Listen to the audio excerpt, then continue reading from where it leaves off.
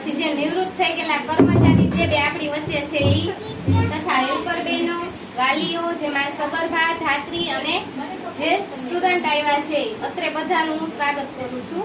આજે આપણે ફેર યોજ્યો છે એટલે કે સ્વદેશી રમકડા છે એનો મેળો યોજ્યો છે. એનો મતલબ શું થયો તો કે અત્યારે બાળકો છે સેલ વાળા રમકડા જ વાપરે છે. તમે ગમે એ બાળક જુઓ તો મોટા ભાગનું રમકડું કયું હશે એની પાસે સેલ વાળું હશે.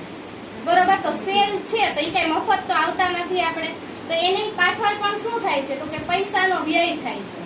તો એની જગ્યાએ આપણે શું કરી શકીએ તો કે એવી કોઈ પણ માહિતી હોય આપણી પાસે, અત્યારે યુટ્યુબમાં શોર્ટ્સ આવે જ છે જેની મદદથી તમે બનાવી શકો રમકડા ઘરે. બરોબર છે, તો આવા રમકડા તમે ઘરે બનાવો. આપણે અહીંયા રાખ્યા જ છે, જો માટીના રમકડા છે, કાગળ કામ છે, પછી ત્રાજવું છે. બરોબર, આ બધા રમકડા છે એ શું છે તો કે તમે ઘરે અમુક રમકડા છે બનાવી શકો છો. હવે આજે આપણે શેના માટે ભેગા થયા છીએ તો કે આ પોષણ માસ છે. પોષણ માસની અંદર 1 તારીખથી અમારે ઉજવણી શરૂ થઈ જાય છે અને છેક એટલે કે 30 તારીખ સુધી અમારી ઉજવણી થાય છે. તમને બધાને ખબર જ હોય કે હું જ્યારે 1:30 વાગે છે ત્યારે એ બધું ડેકોરેશન કરું છું, બધાને બોલાવું છું, કહું છું તમે બેસો, હું તમને માહિતી આપું. આવું થાય છે. બધા વાલી જે આવે છે એમ ખબર જ છે, સગર્ભા ધાત્રી નહીં ખબર છે.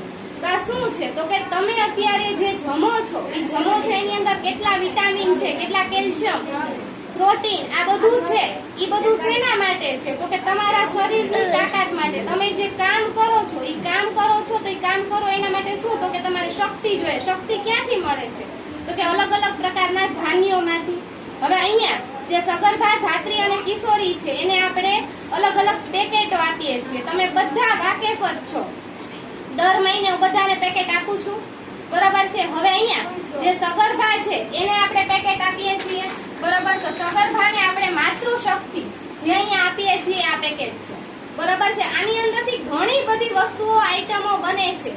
હવે હું ખાસ વિનંતી કરું કે જે બનાવતા નથી બરોબર એ આમાંથી અલગ અલગ વાનગીઓ બનાવે અને ટેસ્ટ કરે. બરોબર, જેથી કરીને આની અંદર ઘણા બધા વિટામિનો ને કેલ્શિયમ ને પ્રોટીન ને તમને બધું મળે છે. તો સરકાર આપણને આપે છે તો આપણે આનો ભરપૂર લાભ લેવો જોઈએ. સાચી વાત કે નહીં? બરાબર, તો કરશો બધા હવે? ખાસ કરીને જે મારી પાસેથી પેકેટ લઈ જાય છે એને હું એવો જ આગ્રહ કરું કે તમે બનાવીને ખાવ જ. બરાબર છે. પછી છે જે માતા છે 0 થી 6 માસનું બાળક, બરાબર છે, જેને આપણે 7 પેકેટ આપીએ છીએ દર મહિને. બરાબર છે. આ પેકેટની અંદરથી પણ તમે અલગ અલગ પ્રકારના વાનગીઓ છે બનાવી શકો છો. આની અંદરથી આપણે જ્યારે બાળક છે 5 મહિનાનું પૂરું થાય, 6થા મહિનામાં બેસે ત્યારે આપણે એને અન્નપ્રાશન પણ આપણા બાલ મંદિરે જ કરાવીએ છીએ. હમણાં જ મેં 2 માથા સૂર્યાની 2 લેડીઝ હતી, એને કીધું કે આવતા મંગળવારે તમારે અન્નપ્રાશન છે આવી જજો. કીધું તું મેં હમણાં જ. બરોબર, તો એને શું કામ તો કે તમારું બાળક છે એ પહેલી વખત બાલ મંદિરમાં આવે.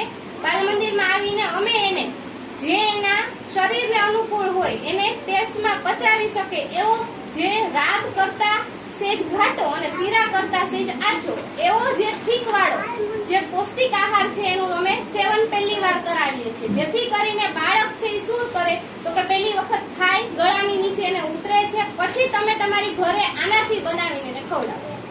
બરોબર છે. બીજી વસ્તુ છે આપણે કિશોરી. હવે કિશોરીને તો ખાસ આપણે સમજવાની શું કામ જરૂર પડે, કારણ કે આજની કિશોરી છે એ આવતીકાલની સગર્ભા અથવા તો ધાત્રી છે ને.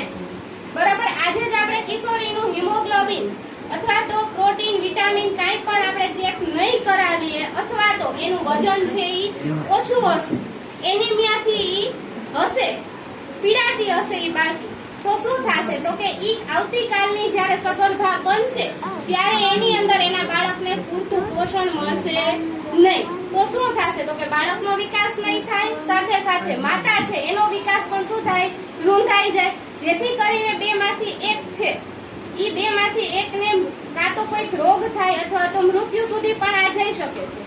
જ્યારે 7% કરતા ઓછું લોહી હોય છે કોઈ પણ સગર્ભા અથવા તો ધાત્રીને, બરોબર, ત્યારે આપણે એને જિલ્લામાં રિફર કરી દઈએ છીએ. બરોબર, શું કામ તો કે ઈ જે સગર્ભા કે ધાત્રી છે એનામાં લોહી ઓછું હોય તો એના બાળકને પોષણ મળવાનું નથી. બરોબર છે.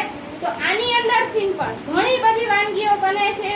જેની કિશોરી એટલે કે જેની દીકરીઓ માટે પેકેટ આવે છે અને લઈ જાય છે ઈ ખાસ કરીને પોતાની બાળકીને બનાવીને ખવડાવો. બીજું મેડમે કીધું એમ લંચ બોક્સની અંદર છોકરાઓને પેકેટ આપવાનું બંધ કરી દેવાનું છે. 5 રૂપિયાનું પેકેટ છે ઈ 5 રૂપિયાનું પેકેટ આપણને 5 વર્ષ પછી અત્યારે આપણે જોઈએ જ છીએ શું થાય છે, એટેક આવી જાય છે. 8 વર્ષના છોકરાને 5 વર્ષના છોકરાને શું થયું તો કે એટેક આવી ગયો. સાંભળીએ છીએ આપણે આ શેના લીધે તો કે એકનું એક તેલ જેની અંદર વારંવાર રિફાઇન કરેલું ઓઇલ હોય નહીં, જેથી કરીને એકને એક તેલમાં બધી વસ્તુ છે તળ્યા જ રાખે તેલ કેવું થઈ જાય, કાળું થઈ જાય છે. તો હવે ઈ કઈ કામ આપે નહીં.